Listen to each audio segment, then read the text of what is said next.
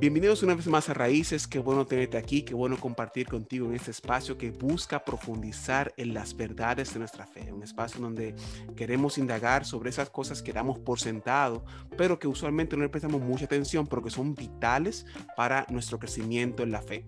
Y probablemente uno de los más vitales es el tema de la Biblia como tal, porque es nuestro manual de vida. Y hace unos años se creó un libro llamado El Código Da Vinci, que en el Código Da Vinci, hay en la historia de esta novela, se plantean una serie de libros que están ahí y que suponen otro tipo de historia a la que tenemos ahora. Y eso ha sido una controversia que ha estado a través del tiempo. En ese sentido, yo he invitado a mi querido hermano y amigo Fausto Liriano, para que nos hable sobre cómo se da el proceso del canon bíblico, cómo es que este libro que tenemos ahora, esos 66 libros, nos llegan a la mano. En este caso, Fausto Liriano tiene un máster en filología y un PhD en filología simétrica de la Universidad de Barcelona. Tiene una licenciatura en ilustración. Él es pastor principal del Círculo. Ha sido autor de un libro muy interesante que se llama Maldito el Mundo. Él ha sido colaborador a través de instituciones como Sociedades Bíblicas Unidas, porque él es bueno en los idiomas bíblicos. Así que, mi querido Fausto, bienvenido a Raíces, que vamos a tenerte aquí una vez más, hermano querido. Muchas gracias, hermano. Es un placer para mí estar con alguien tan famoso como tú. Yo se lo digo también. Como dicen los gringos, it humbles me. La invitación, un verdadero placer, de verdad. Para mí un privilegio tenerte aquí, porque tú eres hasta ahora la única persona con PhD que yo tengo en el programa y que nos engalana con tu presencia, hermano querido. Seguro, yo he visto gente ahí que seguro tiene un PhD. No, solamente tú hasta ahora. De momento aparece por ahí otro, pero solamente tú hasta ahora. Bueno, gloria a Dios por eso. Ahora que tú mencionaste Maldito Mundo, estaba pensando en una vez que hicimos el intento de publicarlo en inglés y no encontramos cómo traducir el nombre. Bueno, y se complica un poco. Sí. Un poco complicado. Y ese libro, que es muy llano, que es muy, muy directo, que no tiene como muchos colores en cuanto a información, sino que es bien al punto, asumo que debe ser difícil traducirlo en inglés, sí. La traducción se hizo y de hecho yo pienso, junto con una publicación ampliada que estamos tratando de sacar próximamente, quizá el año que viene, próximamente dentro de un año. Bueno, excelente. Es muy posible que lo publiquemos también en inglés, así que... Ok. Bueno, ser famoso es un tema. Yo me imagino que tú debes tener muchas situaciones y demás. Ser famoso es una situación. No, hermano, nada famoso. Entonces nos trae el tema de la canonización de la Biblia. La Biblia ha sido un libro sumamente cuestionado a través del tiempo, probablemente uno de los libros más cuestionados en la historia. Ha traído mucha controversia porque forjar este canon bíblico, llegar a lo que tenemos hoy, ha tenido sus diferencias, sus batallas, hasta cismos dentro de la misma iglesia. Entonces, quizás sea bueno iniciar con definir qué es canonizar y qué implica el proceso de canonizar lo que se conoce ahora como la palabra del Señor o la Biblia que tenemos el día de hoy. Sí, y de hecho, algo que quisiera puntualizar en lo que estabas hablando dentro de la introducción, es que la mayoría de los creyentes que conocen sobre el canon conocen los principios básicos del canon, pero no necesariamente su historia. Perfecto. Y ni siquiera su historia reciente. De hecho, la Reforma Protestante comprendió un nuevo canon para el Antiguo Testamento que los protestantes o los reformados o los evangélicos, aunque yo sé que hay cierto rechazo hacia la palabra evangélico en Estados Unidos ahora mismo por las conexiones políticas y todo lo demás de la mayoría, no de todo el mundo. Sí. Hay una historia reciente con el Antiguo Testamento para nosotros, y también con el Nuevo Testamento hubieron sus disputas que lamentablemente muchos desconocen y que gracias a Dios no llegaron a puntos muy, muy avanzados. Okay. Canon es caña, y viene de la palabra que se usa para para una penca, una rama un tallo de papiro, Okay. que se usaba para medir. Okay. Entonces la palabra canon significa medida. Okay. Y la canonización viene de cuando se utiliza esta palabra, básicamente siglo IV, siglo V, y quizá había conversaciones que precedían a ciertos concilios en donde se tenía que hablar sobre el balance definitivo de cuáles escrituras se incluían dentro del Nuevo Testamento, y qué se hacía con el Antiguo Testamento, aunque el Antiguo Testamento en cierto modo estaba cerrado. Entonces se usó esta palabra de canon, de vara, de medida. Vamos a juntarnos a medir cuáles son las cualidades que deben de tener los textos bíblicos que van a ser incluidos. Y en estos concilios especialmente se habló del Nuevo Testamento. Okay. El Antiguo Testamento, para la época de estos concilios, tenía su historia de,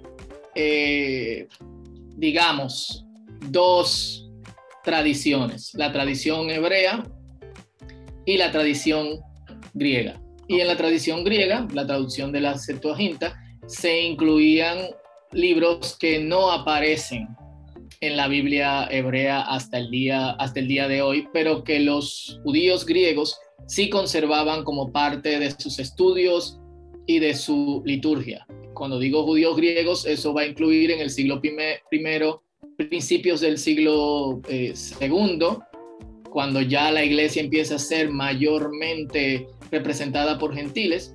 Me refiero también a judíos griegos cristianos. Okay. Entonces, esta es la palabra de Dios que incluía incluso esos libros.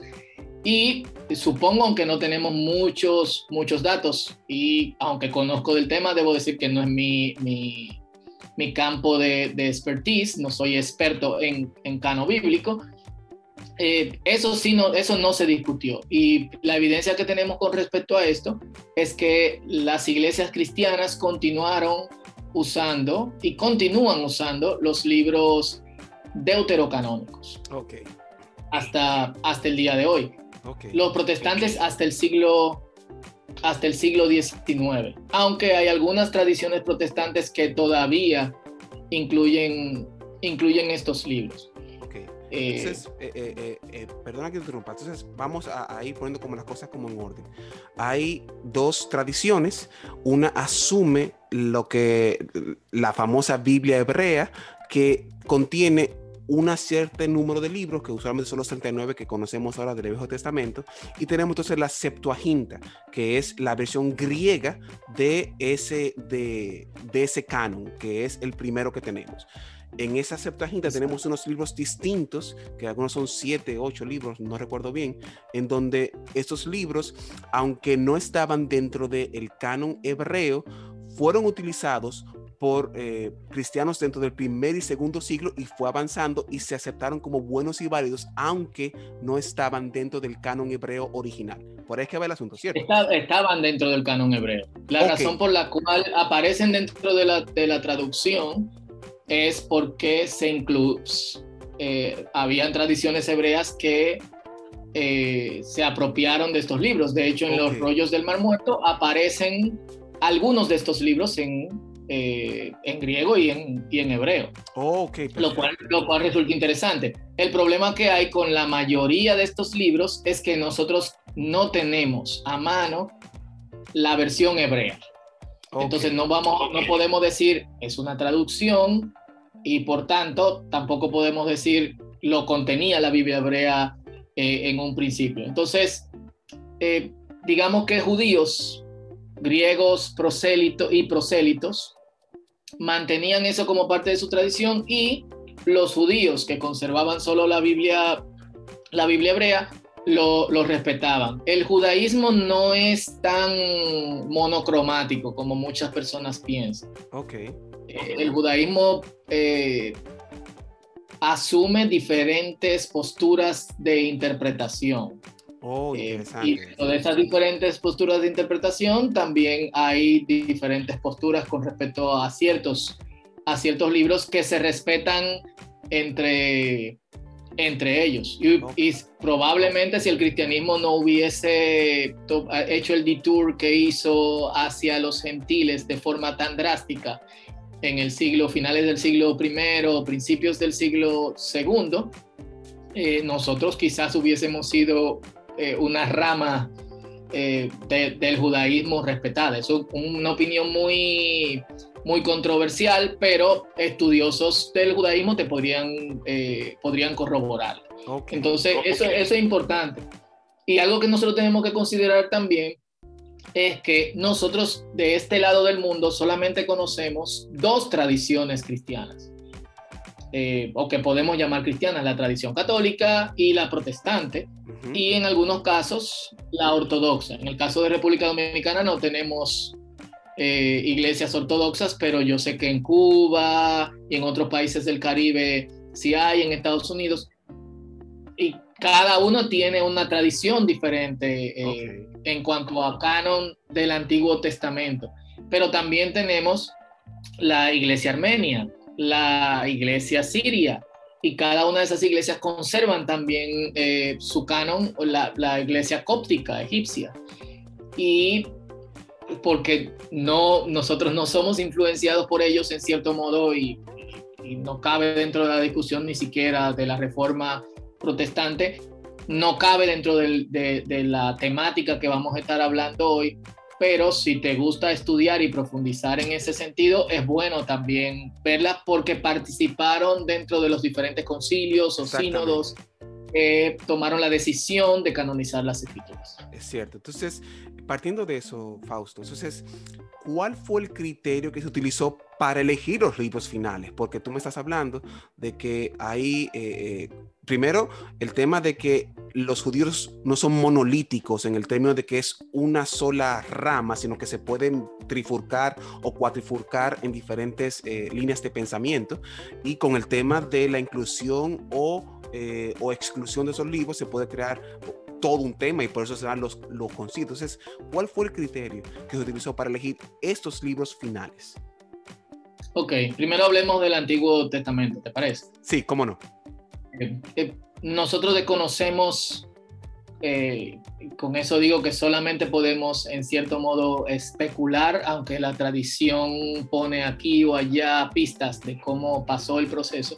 Desconocemos cuál fue el proceso de canonización de lo que llamamos la Biblia hebrea y que luego se llamó para los cristianos Antiguo Testamento.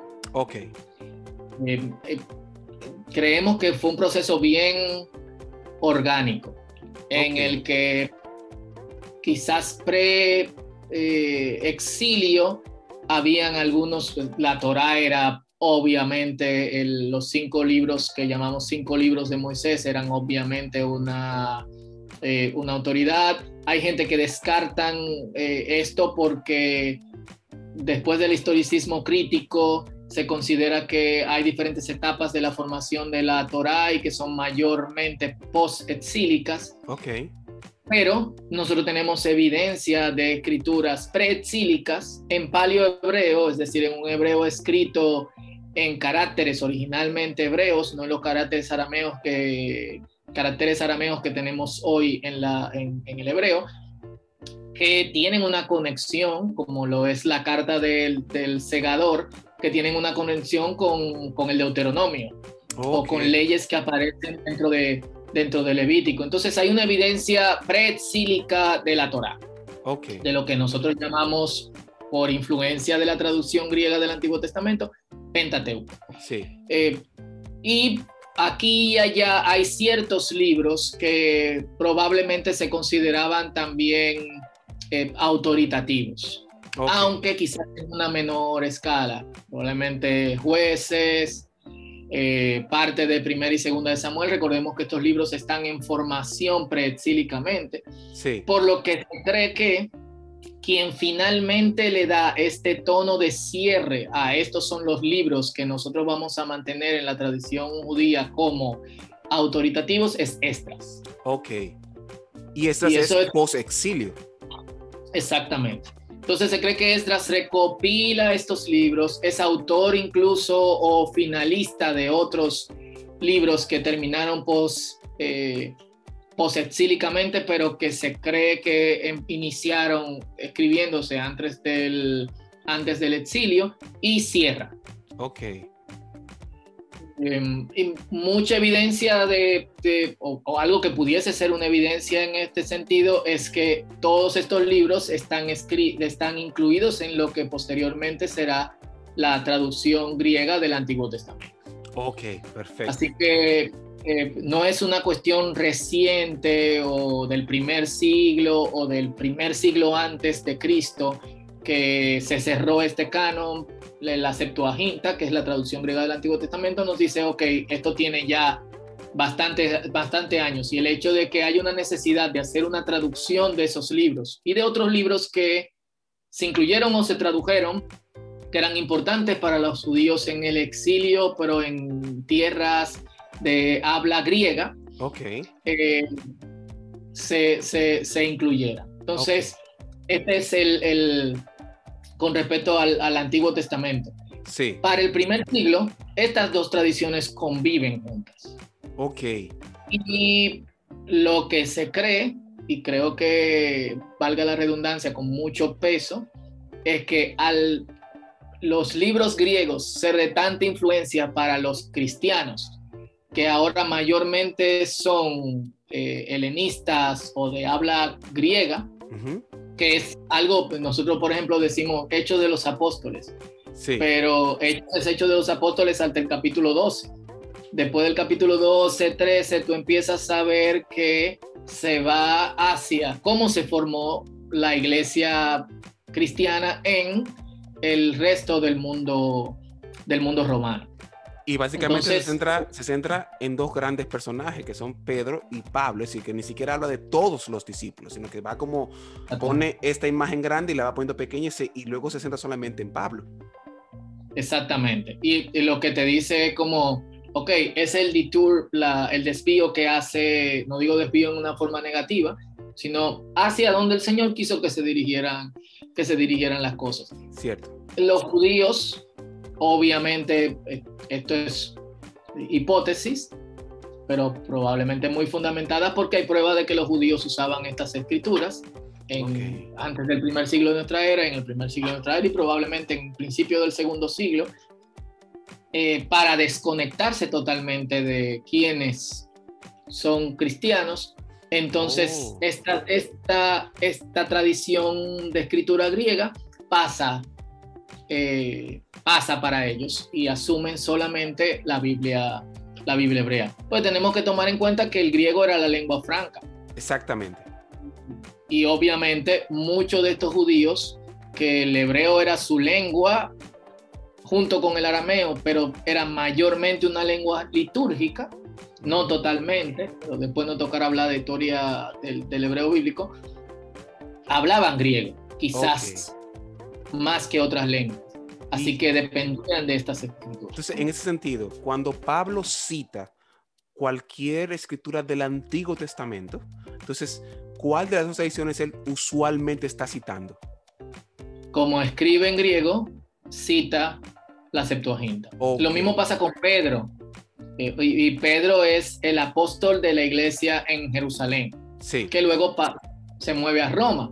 Pero cuando en las cartas de Pedro se cita el Antiguo Testamento, se cita desde la Septuaginta.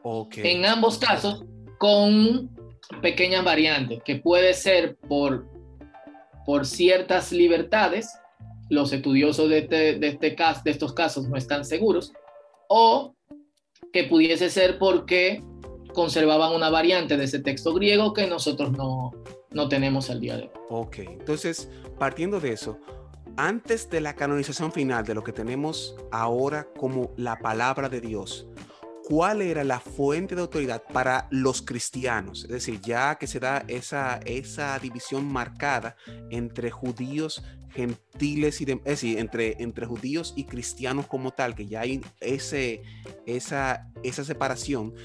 ¿qué era la fuente de autoridad bíblica para los cristianos de ese tiempo, tomando en consideración que pasaron varios siglos antes de tener lo que tenemos ahora como la palabra de Dios o la Biblia?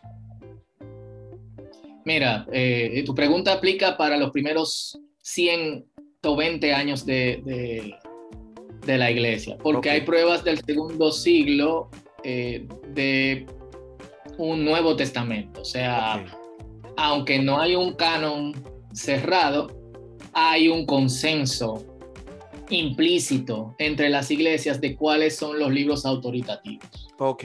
Entonces, hablemos del primer siglo en ese sentido. En el primer siglo convivían, hasta donde creemos, dos fuentes de autoridad. Las cartas de los apóstoles. Algunas terminaron dentro del Nuevo Testamento, otras no. Pablo, por ejemplo, menciona una tercera carta de Corintios.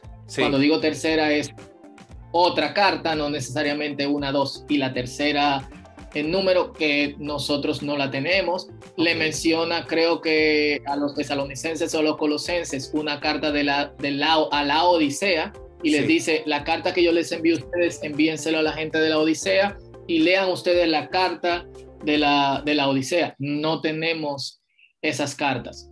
Entonces, aparentemente, y lo vemos por esos mismos intercambios dentro del mismo Nuevo Testamento, había ese sentido de estas cartas son autoritativas no solamente a quienes se les escribe, sino también a todas las iglesias. Y esto que Pablo recomienda, lo recomienda quizás en base a una tradición que había de intercambio de cartas. Junto con esto, hay un documento que se llama la Didache o la Didache o la Didache, que es la enseñanza de los apóstoles. Documento corto que representaba como una recopilación de las enseñanzas básicas de los apóstoles en cuestiones de cuál debe ser el decoro de los creyentes, cómo debe ser una liturgia, cómo yo debo bautizarme. De hecho, la tradición de bautizar por aspersión viene de este manual, llamémoslo así, porque no todo el mundo tenía agua. Entonces, la Didache dice, miren, el bautizo debe hacerse en agua corriendo y hacerse en el nombre del Padre, del Hijo y del Espíritu Santo. Estoy parafraseando. Si no hay agua corriendo, en un manantial. Si no hay un manantial, en una piscina. Si no es una piscina, en una especie de contenedor grande de agua. Si carecen de agua, entonces esparzan agua 3 veces sobre la cabeza de la persona, diciendo en el nombre del Padre, del Hijo y del Espíritu Santo te bautizo. ¿Qué pasó luego a ser una tradición? Que deberíamos descartar las que los conservan, porque bastante agua hay en la mayor parte del mundo. Hay algo suficiente. Exacto. Ya tenemos que dejarnos de cosas. Entonces estas eran las dos fuentes de autoridad en este sentido. Y obviamente también la autoridad de los discípulos de los apóstoles. Tenemos carta de Justino, tenemos carta de Policarpio, que no entraron en el Nuevo Testamento porque una de las reglas, perdón que me estoy adelantando, de la canonización era que fuesen escritos los libros por gente que caminaron con Jesús o vieron a Jesús. Entonces, si tomamos eso como referencia, de que, porque hubo un tiempo donde se desarrolló la escritura de estos libros. Por ejemplo, si ponemos que Jesús murió en el 30, asumimos que la primera carta que se asume el primer libro como tal que pudo haber sido el de Marcos, que es el que tenemos más cerca en términos de la muerte de Cristo, pasó un periodo determinado. Entonces, en ese... De los evangelios. ¿Perdón?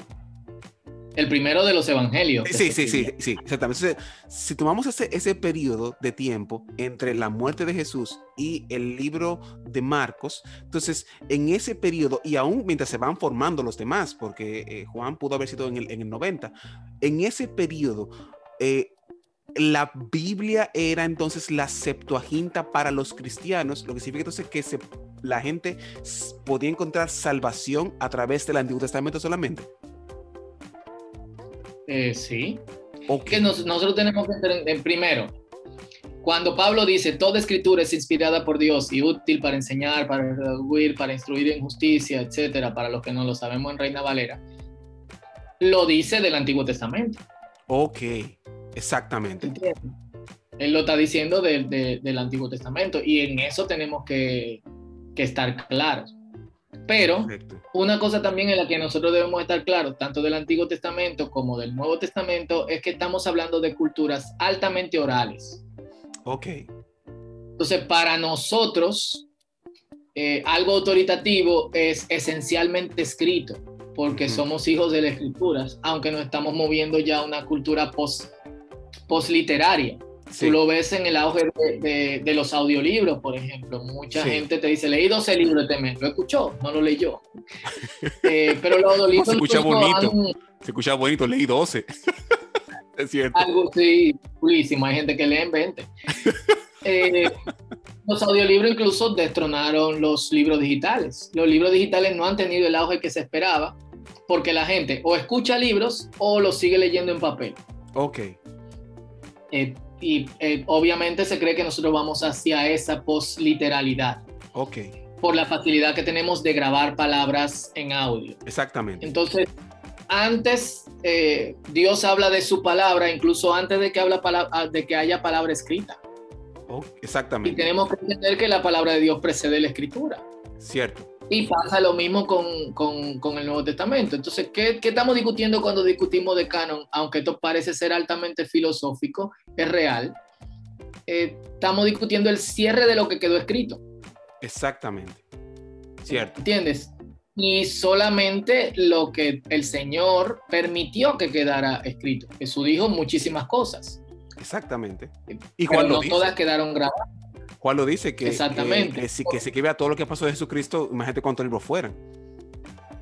Exactamente. Lo que él dijo que no quedó escrito, no es palabra de Dios. Sí, cierto. Es palabra. Entonces pasa lo mismo con el Antiguo Testamento. Antes de que estas palabras se grabaran, eran palabra de Dios. Y es lo que se discute ahora con las audiobiblias y con hacer traducción. Yo, por ejemplo, estoy trabajando en una traducción a 3 lenguas mayas de la Biblia en audio. No usamos nada de escritura. Okay. Yo la uso para el trabajo exegético y la traducción que ellos van a traducir luego. Okay. Pero todo es grabado. No hay en ningún momento uso de lápiz ni uso de escritura por computadora. Todo es las ideas, todo es grabado. Ok. Y la traducción, esa audio biblia, esa traducción audio, ¿es palabra de Dios? Lo es. Exactamente, claro. Nosotros no podemos canonizar la escritura. Lo que se canoniza es lo que quedó grabado. Exactamente, tienes razón. Entonces, dentro de este contexto de libros que se pudieron ver, ¿qué opciones, es decir, qué otros libros estuvieron dentro de las opciones para ser canonizados? ¿Y qué marcó la diferencia para que no fueran? Es decir, tú mismo has mencionado que hay libros que se asumían como inspirados, digamos, pero que no pasaron la prueba final, es decir, se distribuían entre las iglesias, pero no llegaron al punto, es decir, si habían 9, 10 puntos, eso tenían 8 y por eso no pasaron, para poner un ejemplo. Entonces, yo creo que no llegaba ni a 8. ¿Qué? Yo creo que no llegaba ni a 8. Mira, te puedo poner un par de ejemplos. El Evangelio de María, el Apocalipsis de Pedro, hay otro evangelio también que supuestamente escribió Pedro. Hay altas evidencias de que estos libros, y el hecho de que no fuesen incluidos dentro del canon, hay altas evidencias de que estos libros no fueron creados durante la vida de estas personas, sino en el finales del segundo siglo, principio del tercer siglo. ¿Cómo nosotros lo sabemos? Tenemos testigos. La gente asume que esto se hizo arbitrariamente y que Constantino fue que dijo, hagamos el canon. No, como te dije, ya hay mención en el segundo siglo de un Nuevo Testamento, es decir, de una cantidad de libros que podía variar. Algunas congregaciones tenían 27, otros tenían 24, otros entraron tardíamente dentro del canon. Y esto obviamente lo mencionan gente que nosotros llamamos padres de la iglesia. ¿Quiénes son los padres de la iglesia? Son los discípulos y los discípulos de los apóstoles. Ok. Esta gente escribieron, y cuando escriben, y esos datos están ahí, hacen referencia a el Evangelio de Marcos, a la carta de Primera de Corintios, a la carta de Santiago, a Primera de Pedro, al Apocalipsis. Entonces, cuando tú tienes tan temprano gente diciéndote sobre estos libros que rondan dentro de la iglesia, ya te indica que hay un conjunto en aceptación. Ok, perfecto. Entonces ya para el tercer siglo se empieza a pensar en necesitamos cerrar esto. Por la aparición, obviamente, de libros escritos por pseudo apóstoles, es decir, por personas que realmente se hacían pasar por los apóstoles, mayormente no gnósticos, algunos cópticos, pero obviamente debe haber de todo, que porque no se mencionaban en testigos tempranos y porque aparecieron tardíamente, pero aparte de eso no conservaban la mayor parte de las congregaciones, se saben que eran apariciones tardías. Y que no eran de la autoría de las personas que afirmaban tener. Es ahí donde nace esta necesidad, junto con la necesidad de cerrar el canon del Nuevo Testamento, junto también con ideas como la de Marción, que decía que el Antiguo Testamento no era palabra de Dios, sino que solamente la palabra de los nuevos libros. Ya había ideas peligrosas. Y se necesitaba entonces hacer un consenso con respecto a cuáles son los libros que nosotros todos vamos a determinar como los que entran dentro del conjunto de libros que van a complementar el Antiguo Testamento. Entonces hemos mencionado estos libros que no pasaron, pero ahora, hace un ratito mencionábamos los libros deuterocanónicos, que usualmente se llaman apócrifos, que entiendo que el término no es correcto, porque no son falsos, sino que son después del canon.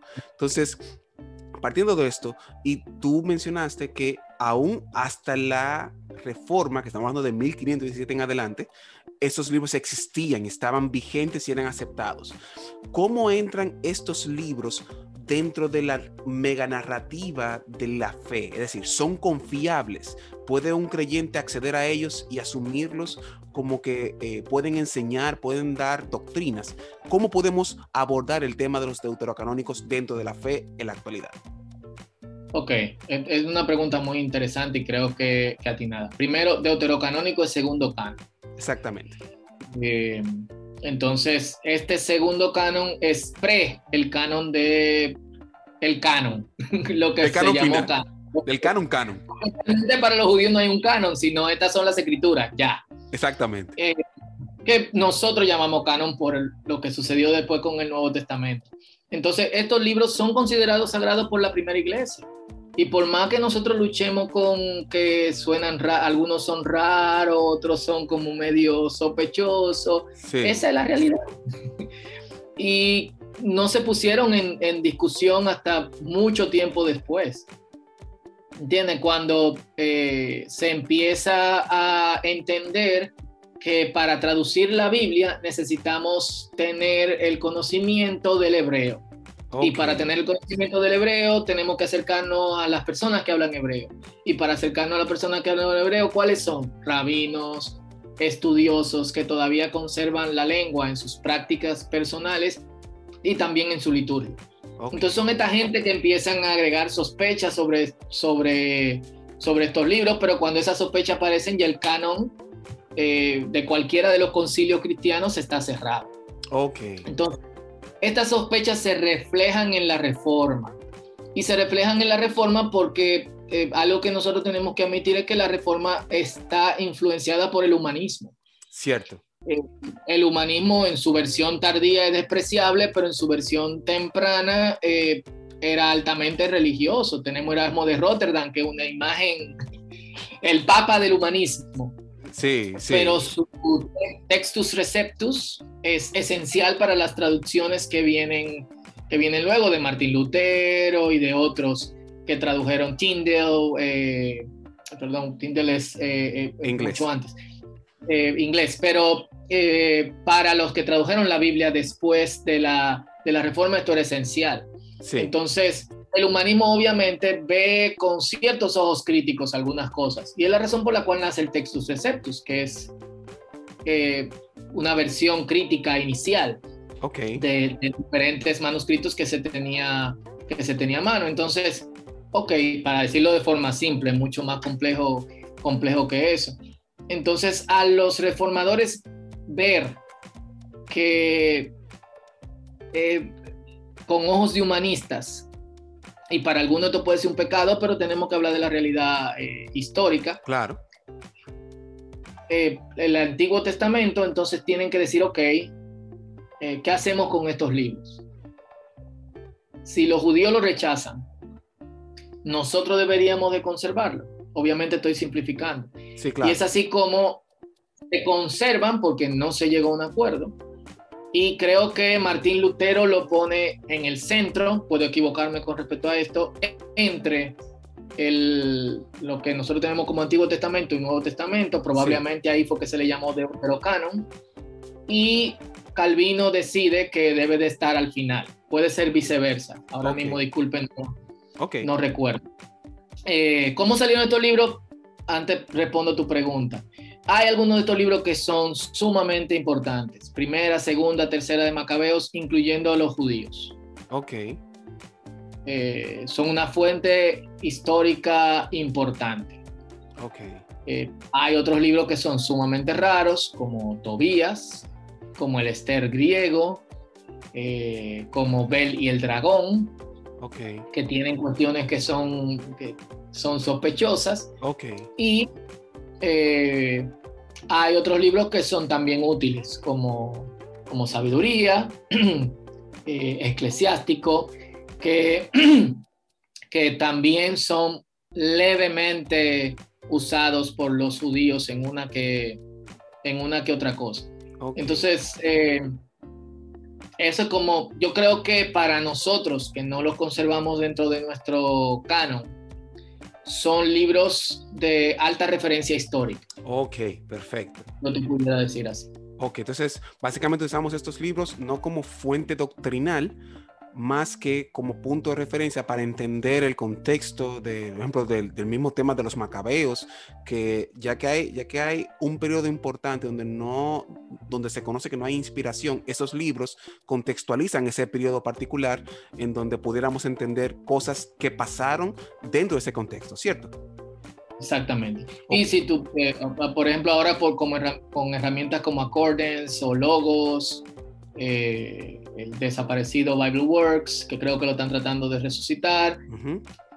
Cuando tú tienes acceso a comentarios protestantes de principio de siglo o de finales del siglo pasado y mencionan a estos libros como referencia cuando hacen un comentario de Mateo o de Marcos o de otro libro del Antiguo Testamento, te lo mencionan y no te hablan de que están desechados. La forma en cómo estos libros salieron fue, creo que lo hablamos la otra vez, fue como una decisión, digamos que gerencial. Había una crisis de papel en el siglo XIX, ya no se usaban, estaban ahí, pero no, si mi abuela, por ejemplo, tenía una Reina Valera de 1909, tenía los libros deuterocanónicos. Exactamente. Sin embargo, los católicos no usan la Reina Valera. ¿Por qué la tienen? Porque se incluía dentro de ese canon. ¿Qué pasó? Hubo una crisis de papel y sociedades bíblicas de Inglaterra necesitaba decidir si incluía esos libros que nadie estaba usando dentro del contexto protestante o si los sacaba y le permitía imprimir más Biblias.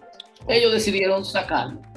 Poco a poco fueron saliendo y nadie se dio cuenta. Y perdieron vigencia, entonces ya no se utilizaba. Entonces, claro, pero un protestante decir como que atacar esos libros como apócrifos o satanizarlos, deberíamos tener mucho cuidado porque porque se usaron, Ok. en cierto modo. Ok.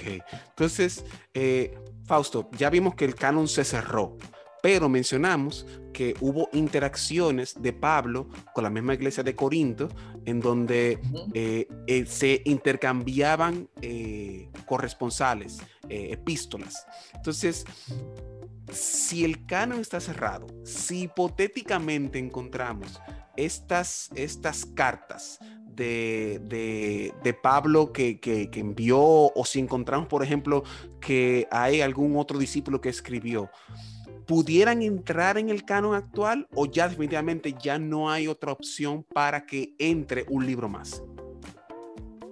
No, no hay opción para que entre un libro más. Inclusive si los académicos y los críticos textuales demostrasen que apareció Tercera de Corintios o Primera Carta del Apóstol Pablo a la Odisea, o un evangelio que escribió otro de los apóstoles, tendría alta resistencia dentro de las comunidades de fe, y las comunidades de fe son las que terminan usando las escrituras. Exacto. O sea, algo que no podemos olvidar es que aunque podemos ver las escrituras de manera académica, hay millones de personas en el mundo para las cuales las escrituras son la palabra de Dios. Okay. Entonces ya eso no sería el caso. Eso sería tú tienes resistencia incluso en cuestiones textuales. Por ejemplo, Marcos capítulo 16, los últimos versículos no aparecen en los manuscritos más antiguos. Sin embargo, siguen conservándose. ¿Por qué? Porque tú no sabes si aparece un manuscrito mucho más antiguo que ese y lo contiene, pero más importante que eso es porque la iglesia lo atesora, y hay doctrinas importantes de la iglesia basadas en versículos bíblicos como eso. Juan capítulo 8, del versículo 1 al versículo, desde el 7:53 hasta el versículo 11 del capítulo 8, no aparecen los manuscritos más antiguos. ¿Quiere decir que debemos de sacarlo? Si lo intentas, se arma un piquete. Sí, se complica. Porque ya no hay forma ni de recortar ni de incluir, por la importancia que estos libros tienen litúrgica. Pero entonces ahí viene quizás la pregunta más importante de toda esta conversación. Tú acabas de mencionar algo que ha sido un tema particular de Marcos, que tiene unas porciones que no están en los manuscritos más antiguos, y el caso de Juan, que el capítulo 7 en adelante, 7:59 en adelante, que es el registro de la mujer samaritana que se encuentra en adulterio, que no están en los manuscritos más antiguos que tenemos al día de hoy. Eso puede crear situación, pero ok, si es así, ¿cómo podemos confiar en el resto de la Biblia? Porque ya estamos viendo que se ha incluido algo que no se tiene la verificación de que existe desde el principio. Entonces, ¿cómo podemos confiar en la Biblia, en este canon final que tenemos el día de hoy? Primero, yo creo que no debemos de tener duda al respecto. Lo que estamos hablando es que no aparecen en los más antiguos que hemos encontrado hasta ahora, no en los autógrafos. Okay. Los autógrafos fueron los libros los manuscritos originales de puño y letra de cada uno de los apóstoles o de sus asistentes. Una carta de Pablo le escribe Silvano, pero él firma con su puño y letra, pero dice, se la dicté. Okay. Creo que primero o segunda de Pedro es el mismo caso. Hay un dictado a alguien.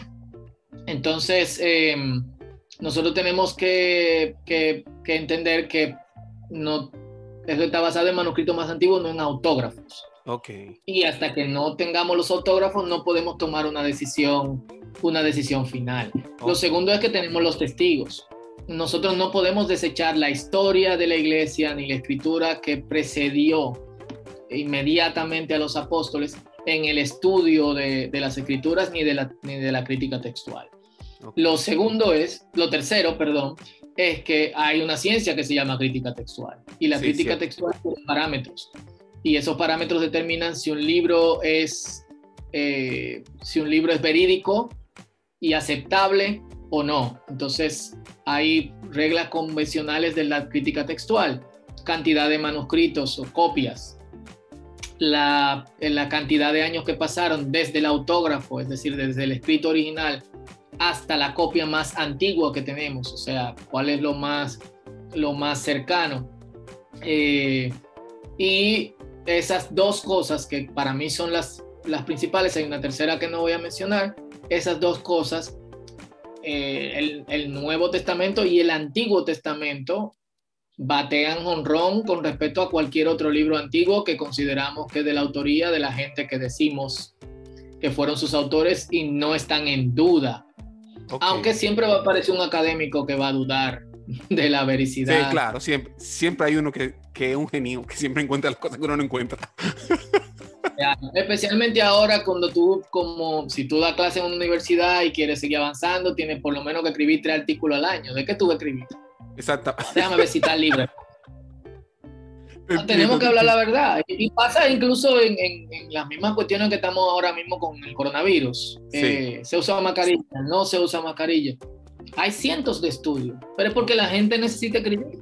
Okay. Muchos de ellos son responsables, otros no son responsables, pero también tiene que ver con la variación de las muestras. Sí, es cierto. Entonces, en crítica textual, el Nuevo Testamento es sumamente confiable, no hay duda al respecto de eso. Peter Williams, en su libro de hecho, Can We Trust the Gospels, él menciona traducciones muy tempranas, mucho antes de que se cerrara un canon en el siglo IV. Hay traducciones a lenguas del norte de Europa. Y obviamente eso te dice que hay confiabilidad en esas escrituras. Entonces no hay razón de dudar. Entonces, en otras palabras, la Biblia pasa todas las pruebas que se le han hecho a los escritos antiguos y las pasa con buena nota. Es decir, no es que haya algún tipo de duda, sino que realmente pasa. Y creo que pusiste la vez anterior que hablamos el tema de las copias o hablamos de la Ilíada, que entre las copias que tenemos, además de que son pocas, el espacio que hay entre el posible escrito original y la copia que tenemos es de cientos de años, mientras que en el punto de la Biblia es pocos años, ¿cierto? Exactamente. Okay. Y tú tienes gente como Bart Ehrman, que creo que también lo mencionamos la otra vez, que es un crítico textual del Nuevo Testamento y ateo, y él dice, ninguna de las variantes que hay entre los manuscritos del Nuevo Testamento ponen en duda cuestiones doctrinales. Wow, tremendo.